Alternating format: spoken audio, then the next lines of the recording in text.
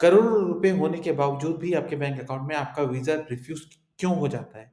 और वो ऐसे कौन से 4 या 5 फैक्टर्स हैं जो वीज़ा ऑफिसर्स देखते हैं, जो जिस पे बेसिस पे वो डिसाइड करते हैं कि आपको वीज़ा ग्रांट हो या नहीं हो। सो आइए देखते हैं कि ये क्या केस है। सो एक बंदा है जिसकी उम्र 22 साल है, उसका नाम रॉबिन नॉक्स है। उसने दिल्ली से अप्लाई कर रखा है और उसने 3 महीने की बैंक स्टेटमेंट प्रोवाइड कर रखी है।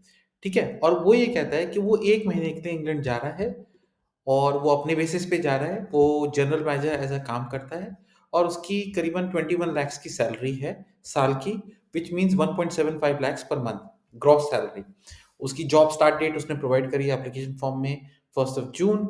वो जा रहा है करीबन 2nd ऑफ नवंबर को उसने एप्लीकेशन करी है। तो उसने अक्टूबर, सितंबर और अगस्त 2025 की स्टेटमेंट्स प्रोवाइड करी है और वो मेहता एंड को प्राइवेट के लिए काम करता है, मर्चेंडाइजिंग के लिए काम करता है। ये फैक्ट्स हैं। उस बंदे का नाम रॉबिन नॉक्स है और उसका date of birth 1st of January 2003 है। तो आपको ये समझने की ज़रूरत है कि अब जब वो उसकी एप्लीकेशन सबमिट हुई है और सिर्फ़ फाइनेंशियल एविडेंस जो कंसिडर हो रहा है बिसाइड्स कि उसके प्रायर विज़िट्स कौन से रहे हैं, किस कंट्री में वो ट्रैवल कर चुका है, लेकिन किस बेसिस पे वो जा रहा है, जो सबसे बड़ा इम्पोर्टेंट एविडेंस होता है कि क्या आपके पास फंड्स हैं, उस कंट्री में जाके अपना खर्चा निकालने के लिए 1 महीने के लिए। और रॉबिन ने ये कहा है कि उसके पास 10 लाख रुपए हैं इस ट्रिप के लिए। ठीक है? तो अब हम 3 महीने की बैंक स्टेटमेंट्स देखेंगे। लेकिन उसने प्रूफ़ क्या प्रोवाइड करे हैं? 2 या 3 प्रूफ़ प्रोवाइड करे हैं। एक है लास्ट के 3 महीने के बैंक स्टेटमेंट्स, अपना employment contract copy with this Mehta and को मर्चेंडाइज़ प्राइवेट लिमिटेड और अपनी पासपोर्ट प्रोवाइड कर रखी है। तो ये है अगस्त 2025 की स्टेटमेंट अगर आप देखें, मैं हाइलाइट कर रहा हूँ और अब हम लाइन बाय लाइन जाएँगे और मैंने इसक देख सकते हैं कि डेबिट वो हैं जो खर्चे हैं, क्रेडिट वो हैं जो आपकी इनकम है और ये बैलेंस है। तो रॉबिन ने जो अपना दिखाया कि अगस्त में उसका जो स्टार्टिंग बैलेंस था वो था 82,450 रुपीज़ और ये रॉबिन हर महीने रेंट पे करता है। उसने दिखाया उसका 18,500 खर्चा है। रेंट मैंने हाइलाइट कर दिया जो कि अच्छी बात है। अब वीज़ा ऑफ़िसर क्या देखेगा कि क्या रॉबिन ने मुझे कोई एविडेंस प्रोवाइड करा है, जिससे मुझे ये पता लग सके कि ये इसका रेंट है। ये रेंट पेमेंट तो लिख रखा है, लेकिन इसका डॉक्यूमेंट्री एविडेंस क्या है? लेकिन हम जानते हैं कि उसने फाइनेंशियल एविडेंस में सिर्फ़ 3 बैंक स्टेटमेंट्स और एम्प्लॉयमेंट कॉन्ट्रैक्ट कॉपी प्रोवाइड करी है। तो टेनेंसी एग्रीमेंट अगर नहीं प्रोवाइडेड है, ठीक है? ये पहला फैक्टर होगा। उसके बाद ये क्या देखिएगा कि उसको एक रेंटल इनकम हुई है, जो उसने यहाँ पे बैंक स्टेटमेंट में दिखाई है। अगर आप देखें, मैं इसको टेक्स्ट प्रोवाइड कर देता हूँ। उसको 12,000 रुपीज़ की इनकम है, which is a good sign कि लेकिन उसने जो ये दिखाया है कि उसको ये इनकम हो रही है, लेकिन उसने कोई प्रॉपर्टी ओन करता है, प्रॉपर्टी डीड दिखाई है कि जिससे ये प्रूव हो सके कि वो एक लैंडलॉर्ड है। क्या उसने टेनेंसी एग्रीमेंट दिखाया है अपने बीच में कि ये मेरा टेनेंट है? टेनेंसी एग्रीमेंट मैं ऐसे करके लिख रहा हूँ कि उसने कोई ऐसा एग्रीमेंट दिखाया जिससे ये प्रूव हो सके कि ये इतना पर महीना उसको इनकम आएगा 12,000 रुपए का। क्या ये 1 महीने का है, चाहे 3 महीने का कॉन्ट्रैक्ट है, क्या ये 1 दिन की फीस है? तो ये जब एग्रीमेंट नहीं दिखाया तो ये भी डॉक्यूमेंट अगर नहीं प्रोवाइड करा तो मैं नो करूँगा तो ये रिस्क में आ गया। उसके बाद छोटे-मोटे खर्चे जैसे कैफ़े पे गया, उसकी कोई प्रॉब्लम नहीं है, उसके लिए वो इतना ज़्यादा वरी नहीं करते। उसके बाद ये दिखा रहे हैं कि एक फिक्स्ड डिपॉज़िट इंटरेस्ट आया है, उसको इनकम आई है 25,900 रुपीज़ की। तो इसको हम ग्रीन मार्क कर लेते हैं और इसको समझते हैं।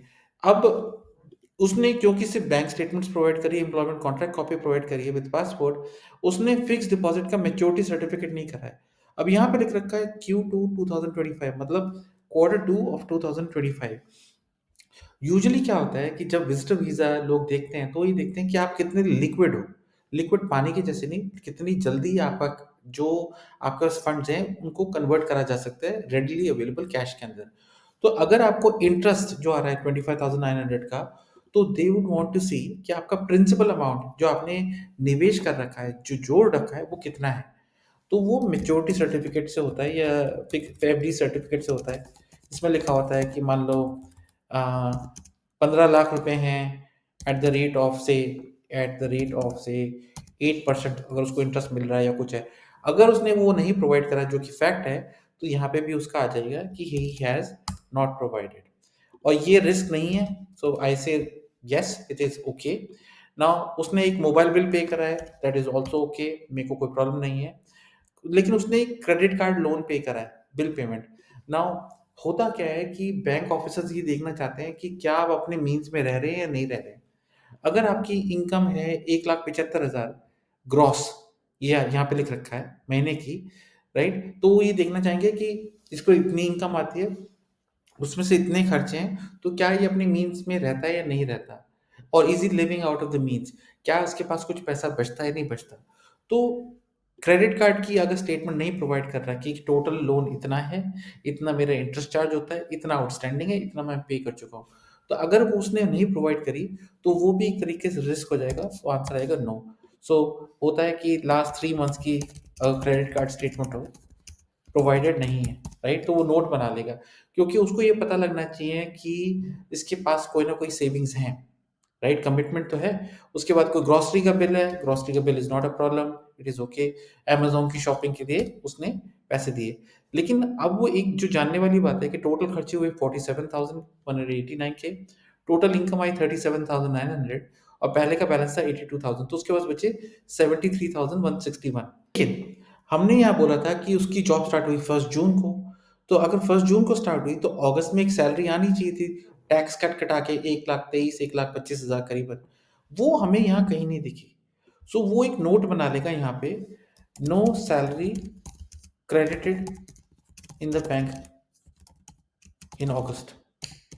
ये एक बहुत बड़ा रेड मार्क हो जाता है, राइट? तो कि आपकी लास्ट 3 महीने की स्टेटमेंट में से पहले मंथ, जो सबसे पुराना मंथ है, उसमें सैलरी नहीं आई है, वो आपको बेनिफिट आउट नहीं देगा। आपके पास एक वैलिड रीजन हो सकता है कि कोई टेक्निकल ग्लिच हो गया जिसकी वजह से आपकी सैलरी लेट हो गई, लेकिन ये वीजा ऑफिसर को नहीं पता। तो वीजा ऑफिसर आपको नेगेटिव लाइट में देखेगा कि एम्प्लॉयमेंट कॉन्ट्रैक्ट कॉपी फर्जी तो नहीं है, फॉर्ज तो नहीं है, कि कॉपी दिखा दी लेकिन उसका कॉरस्पॉन्डिंग क्रेडिट जो होता है 1/12। जैसे मैं आपको एक चीज दिखाता हूँ, 21 लाख रुपए की अगर सैलरी है, राइट, जिसको हम 2.1 मिलियन बोलते हैं, उसको हमने 12 से डिवाइड करा, आपका आया 1,75,000 रुपीज। ये है विदाउट टैक्स। अगर आप सैलरीड एम्प्लॉय है तो टैक्स कट कटा के हर महीने आपकी सैलरी आनी चाहिए थी। आपकी जॉब स्टार्ट हुई 1 जून को, आपने स्टेटमेंट देखा 1 अगस्त का, तो 1 अगस्त की सैलरी में अगर आपकी जो सैलरी स्टेटमेंट में अगर आपकी सैलरी नहीं आ रही है, तो ये बिग रेड फ्लैग है, राइट? अब हम चलते हैं नेक्स्ट महीना विच इज सितंबर, और मैं आपको फिर बताऊंगा कि इसका मीनिंग क्या है। नाउ अगर आप देखिए कि 1 सितंबर को उसने दोबारा रेंट पे करा विच इज कंसिस्टेंट, और आदमी कह सकता है कि कंसिस्टेंटली पे कर रहा है, कंसिस्टेंट एक्सपेंस एक्सपेंडिचर, राइट? तो लेकिन अभी भी ये पॉइंट रहेगा कि उस बंदे ने, मैं इसको हटा के यहाँ कर लेता हूँ, कि उस बंदे ने, और मैं ये, सॉरी, मैं यहाँ फॉर्मेट कर रहा हूँ, कंडीशनल फॉर्मेटिंग, और मैं यहाँ पे कर देता हूँ पॉइंट कि इस बंदे ने रेंट पे करा।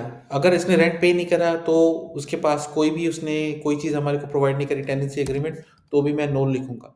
उसके बाद उसको 12,000 की दोबारा इनकम आई, रेंटल इनकम, तो उसने कोई डॉक्यूमेंट नहीं प्रोवाइड करा, तो भी मैं नो लिखूंगा। अब उसने मोबाइल बिल पे करा, that is not an issue, mobile bill consistently पे हो रहा है, छोटा मोटा खर्चा है। लेकिन एक बहुत बड़ा आइटम जो यहाँ पे क्रेडिट हुआ है, वो है सैलरी का। अब देखने वाली बात क्या है कि ये इनकंसिस्टेंट होगी, बिकॉज 2,46,913, अगर मैं इस चीज को 2,46,913 को अगर मैं 12 मंथ से मल्टीप्लाई करता हूँ, तो आता है करीबन 29,62,956। लेकिन आपकी सैलरी आपने डिक्लेयर्ड है 21 लाख की, राइट, पर एनम की, और वो भी ग्रॉस सैलरी है। तो ये ऐसे कैसे हो सकता है? तो क्योंकि यहाँ पे सिर्फ वर्ड सैलरी लिख रखा है, और उसने कोई कवर लेटर में ये चीज़ नहीं प्रोवाइड कर रही कि मेरे को अगस्त में सैलरी नहीं मिली, वही सैलरी मुझे क्लब होके मुझे सितंबर में मिल रही है। क्योंकि अगर हम फाइंड आउट कर सकते हैं, हम क्या कर सकते हैं, 2 लाख, सो 2,46,913.86 को 2 से डिवाइड करते हैं, तो ये हुआ 1,23,000, जो कि मुझे लग रहा था। एंड मैं इसको ऐसे कर लेता हूँ, नंबर कर लेता हूँ। तो ये जो सैलरी है 1,75,000 में से मुझे सही लगी कि इतना बाकी टैक्स कटा और इतनी आ रही है। तो क्योंकि 1,23,000 का 2 हिस्सा है, मतलब ये हो सकता है कि अगस्त की सैलरी सितंबर में उसके सितंबर की सैलरी के साथ पे हो गई है। लेकिन ये क्योंकि आपने कोई डॉक्यूमेंट्री प्रूफ नहीं प्रोवाइड करा, जैसे आपने एचआर को ईमेल करा कि आपकी सैलरी नहीं आई है, तो उन्होंने आंसर करा कि सैलरी में टेक्निकल सिस्टम में कोई प्रॉब्लम आ गई थी, इस वजह से वो सैलरी आपको नेक्स्ट महीने मिलेगी। अगर आपने ऐसा कोई प्रूफ नहीं प्रोवाइड करा तो आपके अगेंस्ट रेड मार्क आ जाता है। यहाँ पे कैश तो दिख रहा है, लेकिन वो कहेगा कि इस बंदे की जो सैलरी है वो स्टेबल नहीं, कंसिस्टेंट नहीं है। अगर आप कवर लेटर में ये चीज़ को आइडेंटिफाई नहीं करते, क्योंकि वो क्या देखते हैं कि क्या बंदा इकोनॉमिकली स्टेबल है, क्या उसके पास कंसिस्टेंटली इनकम और एक्सपेंडिचर्स हैं, क्या वो अपने मीन्स में रह रहा है, कितना क्रेडिबल है। क्रेडिबिलिटी का मतलब ये होता है कि ये बंदा एक जेन्युइन विजिटर है, जिस पर्पस के लिए यूके जा रहा है, ये वापस आ जाएगा क्योंकि उसकी अपनी होम कंट्री से टाइज़ इतने स्ट्रॉन्ग है कि उसके पास इंसेंटिव है। फॉर एग्ज़ाम्पल अगर हमारे पास जॉब होती है, तो हमारे को 3 हफ्ते की अगर वेकेशन मिली है, तो हम जा रहे हैं, लेकिन बाद में चौथे हफ्ते में हमारे को आके अपनी जॉब जॉइन करनी है। तो वो टाइज़ टू द कंट्री कहलाती है, वो हमारे को प्रूव करनी पड़ती है, जैसे कि एचआर का एक ईमेल है कि आपकी 3 हफ्ते की छुट्टी अप्रूव हो गई है, आपको इस डेट को दोबारा जॉइन करना है।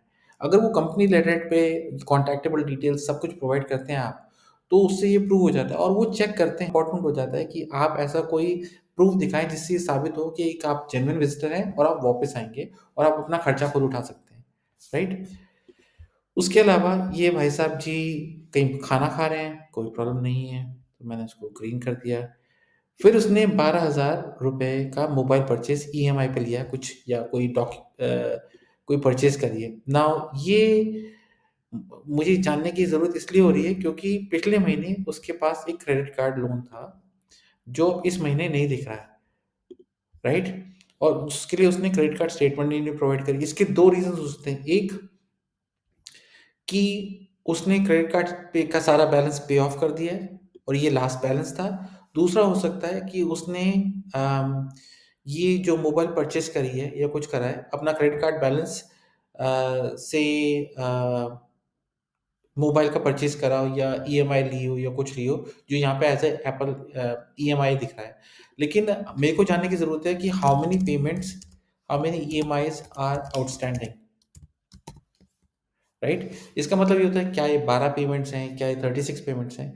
इससे आपको आपकी लोन कमिटमेंट्स पता लगती हैं वीज़ा ऑफ़िसर को। ये बहुत इम्पोर्टेंट होता है, राइट? उसके बाद उसने ₹670 पे करे जिसमें कोई प्रॉब्लम नहीं है। सो ये एक रेड इश्यू हो गया मेरे लिए कि मुझे ये पता नहीं है कि ये कितनी पेमेंट्स हैं। अगर आपने कोई उधार लिया है, इंस्टॉलमेंट पे लिया है, चाहे 3,000 का है, चाहे 10,000 का है, जितने का भी है, आपको ये दिखाना ज़रूरी है कि वीज़ा ऑफिसर को कवर लेटर में लिखना है कि if you will notice on the date of 27th of September, I have a 12,000 rupees EMI.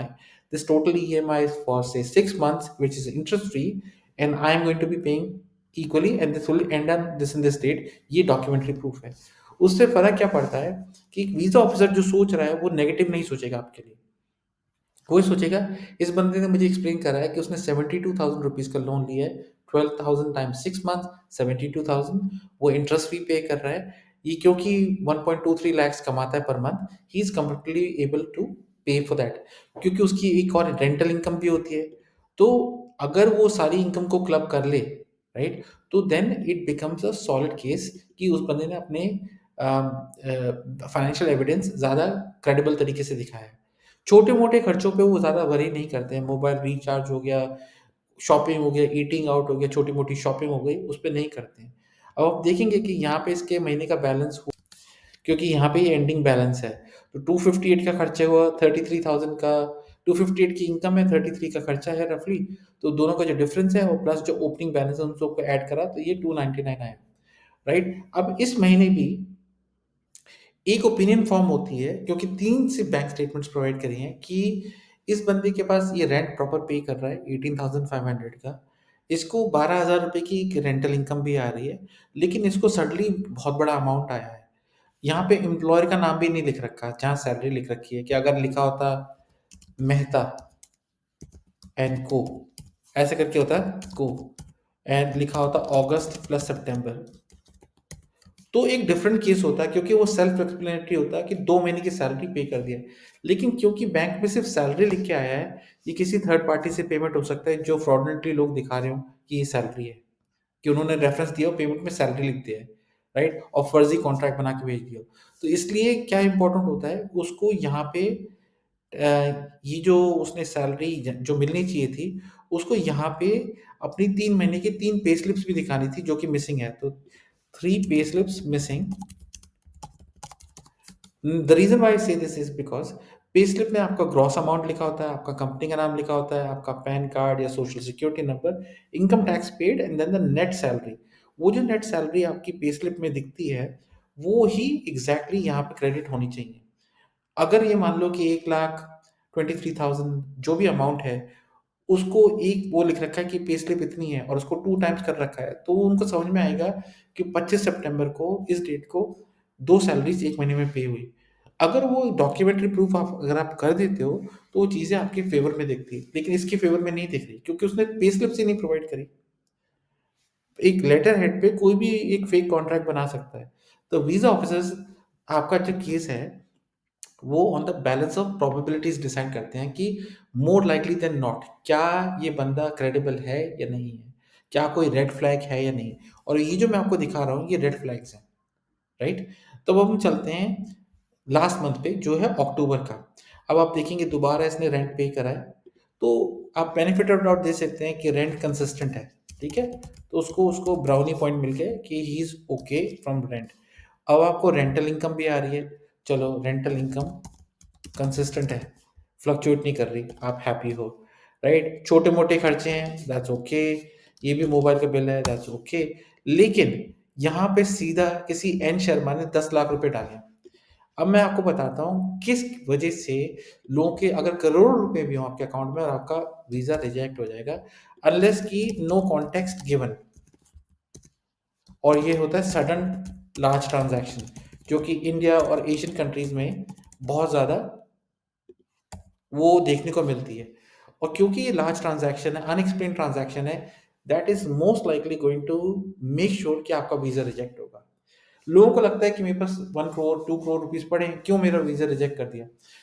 जब वो रिक्वायरमेंट में लिखते हैं कि you need to provide your recent statements, they never write कि आपके पास इतना पैसा होना चाहिए। दे गिव यू गाइडेंस कि आपका ट्रिप का जो आपका खर्चा है, आपने कितना बजट करा है, जो आप मुझे दिखाना चाहते हो, वो आप कैसे पे करोगे without depending on the public funds of the UK और without working in the UK. क्योंकि विजिटर वीज़ा पे आप काम नहीं कर सकते, एक्सेप्शंस हैं कुछ, जैसे कमेंटेटर का काम करना होता है या कुछ होता है, वो पेड एंगेजमेंट्स अलग होते हैं, लेकिन वो मैं डिस्कस नहीं करूँगा। लेकिन नॉर्मली जनरल विजिटर वीज़ा पे आप काम नहीं कर सकते, आपको पब्लिक फंड्स भी नहीं मिल सकते। और यहाँ पे क्या हुआ है कि 10 लाख रुपए एक सडन ट्रांज़ैक्शन हो गई है। अब इन भाई साहब ने, रॉबिन नॉक्स ने कहा था कि यहाँ पे उसके पास इस ट्रिप के लिए 10 लाख रुपए हैं। मैं यहाँ पे इस चीज़ को मैं रेड कर रहा हूँ ताकि आपको दिख जाए। और ये भी मैंने कर दिया। अब ये 10 लाख रुपीज़ जो हैं, पहले महीने में जो बैलेंस था 73,000 का था रफली, दूसरे महीने में 299 3 लाख रुपए हो गए इन टोटल। लेकिन सडनली यहाँ पे 10 लाख का बैलेंस बन गया, 10 लाख 400 समथिंग का बैलेंस बन गया। नाउ आपको लग सकता है एज अ वीजा एप्लीकेंट कि मेरे को जितने फंड्स दिखाने थे ट्रिप के लिए मैंने तो दिखा दिए, लेकिन नहीं, इसी वजह से, इस एक सिंगल ट्रांजैक्शन की वजह से आपका वीजा रिजेक्ट हो जाएगा most likely. Besides other reasons, other ground जो होते हैं, वो मैं बताता हूँ क्यों। अगर आपने कवर लेटर में ये डिस्क्लोज ही नहीं करा कि ये ट्रांजैक्शन का ये पैसा कहाँ से आया, किस पर्पस के लिए आया, आपकी एक महीने की सैलरी तो उतनी नहीं है, क्योंकि आपको सैलरी मिली है 1,23,000 की, which is a green point, चलो बहुत अच्छी बात है, आपको सैलरी मिल गई, राइट? तो आपकी 2 महीने की सैलरी तो कंसिस्टेंट हो गई कि आपने 3 महीने की सैलरी आ रही है तो आपके पास काम है, आपको रेंट भी आ रहा है, चलो अच्छी बात है, लेकिन आपने उसका प्रूफ प्रोवाइड नहीं कर रखा, राइट? तो वो देख रहा है कि आपके पास इनकम है। उसके अलावा आपने क्रेडिट कार्ड का दोबारा बिल आ गया, ₹12,500 का, ये मैं इसको रेड कर लेता हूँ। लेकिन अगले महीने क्या हुआ है कि एप्पल की जो ईएमआई पेमेंट है, यहाँ पे जो थी, ये 12,000 की, ये यहाँ पे गायब क्यों हो गई? राइट? ऐसा क्यों हो रहा है? तो जो वीज़ा केस ऑफिसर है वो ये सोचेगा कि मुझे ये नहीं पता कि इसने कितनी ईएमआईज़ ले रखी हैं। क्या इसने बिल पे कर दिया? क्या इसने सेटल कर दिया? इसने 1 महीने की ईएमआई ली है? क्योंकि ऐसा हो सकता है कि क्रेडिट कार्ड से लोग अगर 192,000 की चीज़ है, राइट? या मान लो 72,000 की चीज़ है, 6 महीने की इंस्टॉलमेंट है, राइट? 60,000 कैश पे कर दिया और सिर्फ़ 12,000 का एक ईएमआई लिया, जो उसने यहाँ पे पे करा है। ये भी हो सकता है। लेकिन अगर उसका कॉन्टेक्स्ट नहीं दिया जाए, राइट? कवर लेटर में, तो वो आपके अगेंस्ट जाता है और आपने क्रेडिट कार्ड की स्टेटमेंट में दोबारा आपको ₹12,500 का आपको हुआ। तो अगर क्योंकि आपकी 3 महीने की स्टेटमेंट नहीं है, तो वो एक डिटेल मिसिंग हो जाता है because then they don't know your true financial position. ठीक है? यहाँ पे सैलरी आ गई, ओके, लेकिन आपने सैलरी का पेमेंट प्रूफ नहीं प्रोवाइड कर रखा, तो वो आपके अगेंस्ट जाएगा। तो यहाँ पे आपका सडनली बैलेंस हो गया 10 लाख से ऊपर का, जो आपको लग सकता है कि मेरा फ्लाइट में इतना खर्चा होना है और मेरा स्टे में इतना खर्चा होना है, मेरा खाने-पीने में इतना खर्चा होना है, ये शॉपिंग में इतना खर्चा होना है। आपको लगेगा कि आपका वीज़ा अप्रूव हो जाएगा और मैं आपको पूरी कॉन्फिडेंस से कह सकता हूँ, कि मैंने इतने बहुत केसेज़ देखे जहाँ पे लोगों के वीज़ा रिजेक्ट हुए हैं क्योंकि लोग क्या करते हैं, ये जो अमाउंट है वो फाइनेंस करा लेते हैं। वो कहते हैं वीज़ा के लिए यार मुझे 30 दिन के लिए पैसे दे दे, मेरे को 10% मैं तुझे दे दूँगा और ये लोगों का बिज़नेस बन चुका है इंडिया के अंदर, पाकिस्तान में और अदर कंट्रीज़ के अंदर ये बिज़नेस है एक तरीके से, कि फंड्स दिखाए, वीज़ा के एप्लीकेशन तक 1 महीने तक पैसे रहे, वो पहले ही आपसे चेक साइन करवा लेते हैं कि सेल्फ का चेक कि कल को आप मुकर ना जाओ और उसके 1 महीने बाद जब आपकी एप्लीकेशन अप्रूव होके आ जाती है, वो पैसा आपके उनके पास वापस आ जाता है, और आप इंटरेस्ट पे करते हो। लेकिन रियलिटी में लोग ऐसा इसलिए करते हैं क्योंकि वो विज़िटर जेन्युइन विज़िटर होते ही नहीं हैं। वो सिर्फ़ यूके में आके अटकना चाहते हैं as illegal and then they want to work unlawfully, right? इसलिए बहुत ज़्यादा एशियन कंट्रीज़ पे स्क्रूटनी होती है और एज़ अ ब्रिटिश लॉयर मैं आपको बता सकता हूँ कि ये फाइनेंशियल एविडेंस जो साइकी है वीज़ा ऑफिसर की, वो ये होती है कि उनको पैटर्न्स रिकॉग्नाइज़ करने को बोला जाता है।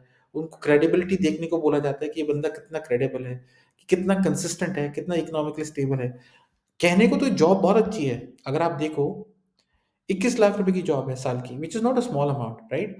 1.7 लाख 75 लैक्स कमा रहा है, तो 1 महीने के लिए जाके अफ़ोर्ड कर सकता है, लेकिन उसकी बैंक स्टेटमेंट्स वो रियलिटी नहीं दिखा रही हैं।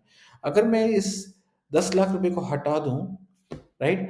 तो इसका बैलेंस बिल्कुल गिर जाएगा, राइट? और इसकी डेट ऑफ वीज़ा एप्लीकेशन है नवंबर 2, राइट? तो मोस्ट लाइकली मैं आपको बताता हूँ, ये इसका वीज़ा जो है क्यों वो कैसे आपकी रेंटल इनकम है, आपने कोई डॉक्यूमेंट प्रोवाइड करा जैसे टेनेंसी एग्रीमेंट हो गया या रेंट रिसीट्स हो गए जिससे प्रूव कर सके कोर्ट एफिडेविट डॉक्यूमेंट पे कि ये बंदा मैं जिसको टेनेंसी दे रखी है इस प्रॉपर्टी की या मैं अपना अपार्टमेंट सबलेट करता हूँ, मैं इसका ओनर हूँ। अगर आपने वो नहीं प्रोवाइड करा तो वो मिसिंग है, येस, तो आई एम नॉट सैटिस्फाइड कि टेनेंसी कॉपी और टैक्स रिटर्न प्रोवाइड कर रखा है। दूसरा कि लार्ज ट्रांज़ैक्शन, अच्छा कोई डॉक्यूमेंट्स प्रोवाइड कराए, फॉर एग्ज़ाम्पल किसी ने 10 लाख रुपए दिए, वो प्लॉज़िबल भी हो सकता है कि आपकी शादी हुई है और आपके फादर इन लॉ ने आपको दोनों हस्बैंड एंड वाइफ को कहा है कि आप लोग जाके 1 महीना इंग्लैंड में रहो, राइट? आप एन्जॉय करो। लेकिन अगर आप कोई भी कॉन्टेक्स्ट और डॉक्यूमेंट्री प्रूफ नहीं प्रोवाइड करते हो, राइट? जैसे कि फॉर एग्ज़ाम्पल मैरिज सर्टिफ़िकेट दिखाया, मैरिज कार्ड, इन्विटेशन कार्ड दिखाया, फ़ोटोग्राफ्स दिखाई, फिर दिखाया कि ये जो जिस बंदा एन शर्मा है, उसकी जो डॉटर है, उनका रिलेशनशिप कैसे प्रूव होता है, पासपोर्ट कॉपी से या पैन कार्ड से प्रूव होता है। और उन्होंने ये नहीं दिखाया कि ये मेरी बैंक स्टेटमेंट है, ये मेरा साइन डॉक्यूमेंट है कि मैंने अपने सन इन लॉ को ये 10 लाख रुपीज़ दिए हैं एज़ अ गिफ्ट, ये मेरे अकाउंट से यहाँ से डेबिट हो रहे हैं, ये उसके अकाउंट में क्रेडिट हो रहे हैं और ये इंटरेस्ट फ्री है। और ये इसके लिए है और मैं इस चीज़ पैसे को वापस नहीं चाहता हूँ, राइट? अगर आप ऐसा डिक्लेयर करते हैं कवर लेटर में, तो वीज़ा ऑफ़िसर को सैटिस्फैक्शन हो जाती है कि ठीक है, इसके पास 10 लाख रुपीज़ अपने नहीं है, लेकिन इसने कवर लेटर में उस बात को एड्रेस करते हुए बताया कि ये जो मिस्टर एन शर्मा हैं, ये मेरे फादर इन लॉ हैं, ये उनका पैन कार्ड है, ये उनकी पासपोर्ट कॉपी है, ये उनका साइन्ड डिक्लेरेशन है कि उन्होंने मुझे इस पर्पज़ के लिए पैसे दिए हैं और कॉन्टैक्ट नंबर भी है। क्योंकि यूके होम ऑफ़िस वाले भी को उनको कॉल करके पता कर सकते हैं। क्योंकि वो प्रोवाइड नहीं हुआ, तो ये जो सडन ट्रांज़ैक्शन है, that is going to single handedly make your application fail, right? क्योंकि आपने सैटिस्फाई नहीं कर रखा। और ये large transactions, inconsistent transactions, sudden deposits are actually advised कि you must not make sudden deposits because ये फ्लैग अप हो जाते हैं। बिकॉज़ एक वीज़ा ऑफिसर्स को ट्रेनिंग दी जाती है कि they should look for patterns and red flags. मान लो आपकी इनकम आ रही थी 1,22,000, 1,23,000 हर महीने की, किसी महीने 2,46,000 आ रही है, किसी महीने एकदम से 10 लाख हो गई। तो it shows unreliability and inconsistency as an applicant. उसके बाद क्या आपने कवर लेटर प्रोवाइड करा? आपने नहीं करा। क्या आपने फिक्स्ड डिपॉज़िट का कोई प्रूफ़ प्रोवाइड करा? जैसे यहाँ पे आपको इंटरेस्ट मिला था पहले महीने में 25,900 का 1 क्वार्टर का। अगर 1 क्वार्टर का 25,900 है, तो करीबन 1 साल का 103,000 का 103,600 का समथिंग इंटरेस्ट बनेगा और आपने ये भी नहीं प्रोवाइड करा कि आपने कितना पैसा जोड़ा है। तो एंड में वो इन सारे पॉइंट्स को देख के कि देखेगा कि कितने पॉइंट्स में उसने डॉक्यूमेंट्स नहीं प्रोवाइड कर रखे। 1, 2, 3, 4, 5 एंड कितने येस हैं। तो अगर 5 आउट ऑफ 7 है, तो then he will come to an opinion more likely than not that you are not a genuine visitor और आप अपने आप फंड्स नहीं मैनेज कर पाओगे क्योंकि आप अपने लाइफस्टाइल से ज़्यादा रह रहे हो या आपके पास उतनी स्टेबल इनकम नहीं है। तो क्योंकि आपने पेमेंट पे स्लिप की कॉपी नहीं प्रोवाइड कर रही, तो वो आपको बेनिफिटेड आउट नहीं दे सकता। लेकिन अगर आप ये करते कि आपने कवर लेटर में लिखा होता कि मैंने अपनी पे स्लिप प्रोवाइड कर रखी है, आप देखेंगे कि मेरी महीने की सैलरी इतनी नेट आती है, लेकिन अगस्त के महीने में मेरी सैलरी जो आनी थी, वो नहीं आ पाई। उसका रीज़न ये था, ये मैंने एचआर को ईमेल डाला था और उन्होंने मुझे रिप्लाई करा ये और इस वजह से मेरी इनकम वो मेरी सितंबर में आई। ठीक है? उसके बाद आप ये जो लार्ज ट्रांज़ैक्शन है, जिसको आपको एड्रेस करना चाहिए, आपको बताना चाहिए, आप ये देखेंगे कि 15 अक्टूबर को, जैसे ये आप देखेंगे, मिस्टर एन शर्मा ने मुझे 10 लाख रुपीस दिए और I want to preempt this thing that mister N Sharma is my father in law. I got married on the date of X and Y. उसका प्रूफ ये मैरिज सर्टिफिकेट है, ये इनविटेशन लेटर है। Invitation card के अंदर मेरे father in law का नाम लिख रखा है। उनका पैन कार्ड नंबर ये है, उनका मोबाइल नंबर ये है और उनका साइन डिक्लेरेशन लेटर ये है, जहाँ पे उन्होंने अपने bank account so and so से मुझे ये पैसा क्रेडिट करा ताकि हम हनीमून के लिए या जिस भी पर्पस के लिए जा सकें। आपके फादर भी हो सकता है पे कर रहे हो। ज़रूरी नहीं कि फादर इन लॉ हो, आप अकेले ही जा रहे हो, तो आपके फादर ने, आपके अंकल ने, आपको ये प्रूव करना है कि जो इंसान थर्ड पार्टी है, उसका आपसे क्या रिलेशन है, उसकी आईडी क्या है, क्या उसकी कंसेंट है, जिसकी वज़ह से आपने पैसा यूज़ करा, क्या ये पैसा फ्रॉड का तो नहीं है? किसी और से पैसा लेके and then you are running away. So you have to preempt these things, मतलब आपको पहले ही वीज़ा ऑफ़िसर के दिमाग में डाउट क्रीप अप होने से पहले ही इस बात को सैटिस्फाई करना है और उसका तरीका होता है कवर लेटर। और क्योंकि आपने प्रोवाइड नहीं करा, तो वो आपको 2 ग्राउंड्स पे रिफ्यूज़ करेगा। 4.2 ए एंड 4.2 ई। ये यूके इमिग्रेशन का मैंने एक वीडियो बनाया था, जहाँ पे 5 होते हैं ए, बी, सी, डी, ई। पहला होता है कि that you should be a genuine applicant as a genuine visitor to the UK. उसके बाद बी होता है, सी होता है और उसके बाद क्लॉज़ ये होता है कि ना केवल आप जेन्युइन विज़िटर हैं, आप फाइनल ई पॉइंट में आपके पास इतनी इकोनॉमिक रिसोर्सेज़ हैं कि आप अपना विज़िट खुद फंड कर पाएँ without being dependent on the UK public funds and without working. Working तो अलाउड है ही नहीं, राइट? तो वो उन 2 ग्राउंड्स पे आपको रिफ्यूज़ कर देगा, राइट? तो अगर आप एप्लीकेशन कर रहे हैं, कवर लेटर बहुत इम्पोर्टेंट हो जाता है। अगर आप अप्लाई कर रहे हैं और आप कॉन्टेस्ट नहीं दे रहे हैं, कई बार वो होते हैं कि ऑनलाइन एप्लीकेशन में एक बॉक्स होता है कि do you have any information that is important for us to know. उसमें इतनी स्पेस नहीं होती है।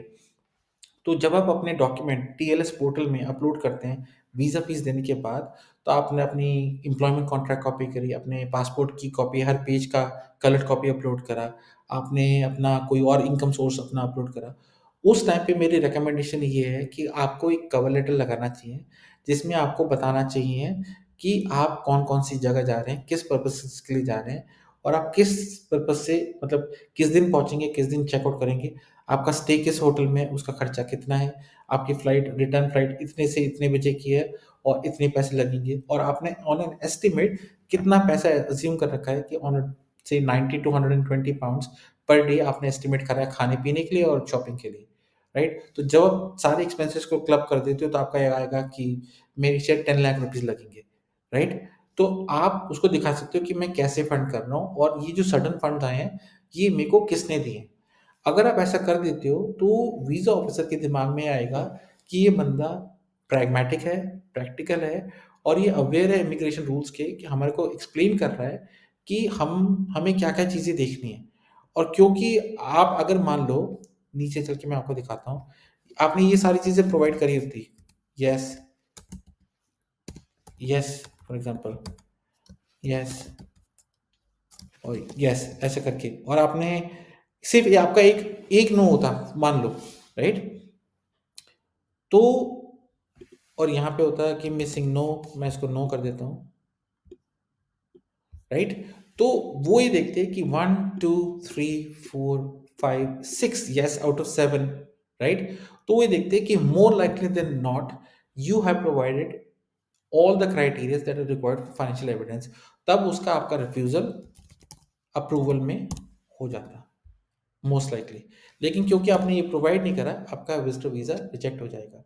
अब मैं आपको ये चीज़ बोलना चाहता हूँ कि being a UK lawyer, visitor visas मैंने बहुत सारे अप्लाई कर चुका हूँ and it's not rocket science, आप खुद अप्लाई कर सकते हैं।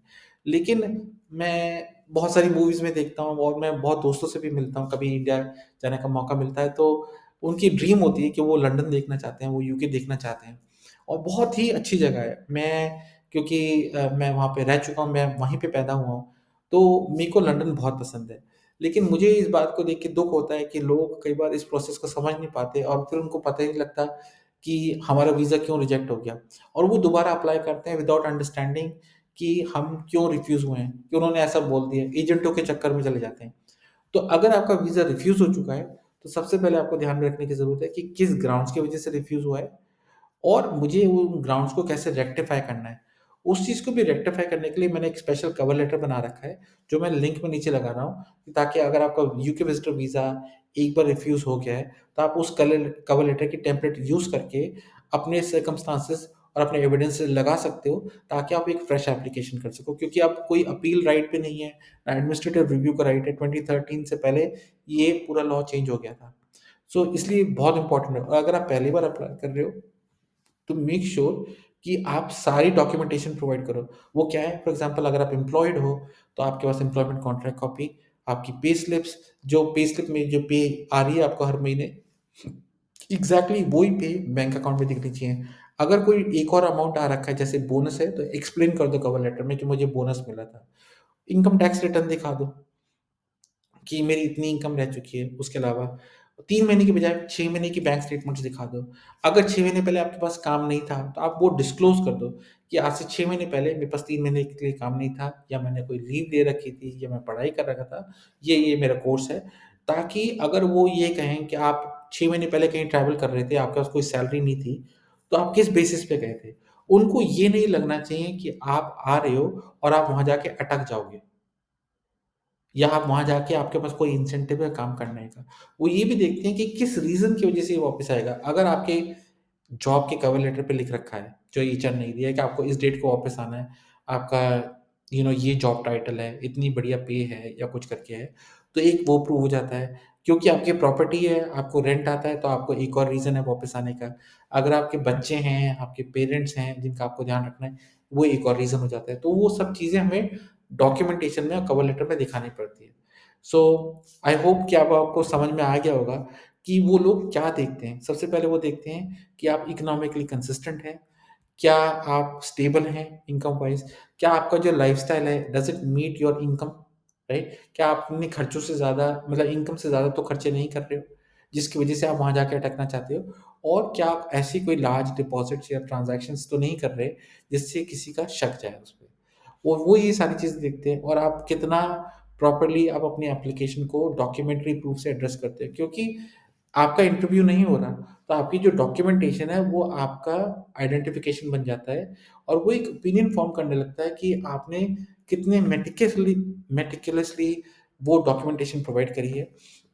अगर कहीं पे कोई चीज़ ऊपर-नीचे ट्रांज़ैक्शन हो रही है या सडन डिपॉज़िट है, तो आपने उस चीज़ को कैसे एक्सप्लेन करा है, और आपने सिर्फ़ सब्जेक्टिवली उस चीज़ को एक्सप्लेन नहीं करा है। उसका मीनिंग ये है हिंदी में कि सब्जेक्टिवली मतलब कि आपने सिर्फ़ स्टेटमेंट बोल दिया, लेकिन आपने कोई डॉक्यूमेंट प्रोवाइड नहीं करा। जैसे फॉर एग्ज़ाम्पल एन शर्मा मेरे फादर इन लॉ हैं, उन्होंने मुझे 10 लाख रुपए दिए, लेकिन आपने ये प्रूव नहीं करा कि एन शर्मा की आइडेंटिटी क्या है, एन शर्मा के अकाउंट से पैसे क्यों निकले, एन शर्मा ने कोई साइन्ड डिक्लेरेशन नहीं दिया, और एन शर्मा का कोई मेरे से रिलेशन कैसे है, थ्रू वेडिंग कार्ड पे या किसी पे आपने वो कोई प्रूफ नहीं प्रोवाइड करा।